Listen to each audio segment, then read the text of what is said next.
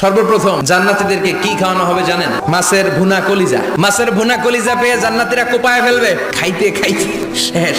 ফেরেশতারা বলবে এত খাইয়েন না, সামনে আরো আছে। বড় বড় পার্টি হবে, খাওয়া দাওয়া শুরু হবে। এবার কলিজা থুইয়া জান্নাতীরা কোপানো শুরু করবে পাখির ভুনা গোশত। সুবহানাল্লাহ পড়ে। একটার চেয়ে আরেকটা সুস্বাদু। জান্নাতীরা জান্নাতে যখন ফলমূল খাবে, ফলমূলগুলো যখন তাদের কমন পড়ে যাবে, তারা বলবে আল্লাহ এই কমন ফল দিলেন কেন? জান্নাতীদেরকে কমলা দিলে জান্নাতীরা বলবে কমলা দিছেন কেন? কমলা তো দুনিয়ায় খাইছি। কলা দিবে, তো কলা দিছেন কেন? কলা তো দুনিয়ায় খেয়েছি। আল্লাহ বলবেন এই কলা দুনিয়ার কলার মতো না। দুনিয়ার কলার ছোলা ফেলে দিতে হয়, বিচি ফেলে দিতে হয়, পাতা ফেলে দিতে হয়। জান্নাতের ছোলা ফালা লাগবে না। ছোলা খাও, ছোলা আরো মজা। খাবারের পর্ব শেষ, এবার ড্রিঙ্কস এন্ড বেভারেজ। 4 ধরনের শরাব থাকবে আপনাদের জন্য। নাম্বার 1 মিনারেল ওয়াটার, বিশুদ্ধ পানি। নাম্বার 2 দুধের ঝর্ণা। নাম্বার 3 মধুর ঝর্ণা। নাম্বার 4 মদের ঝর্ণা। প্রাণ ভরে জান্নাতীরা এই মদ পান করবে। দুনিয়াতে মদ খাওয়া আমাদের জন্য হারাম।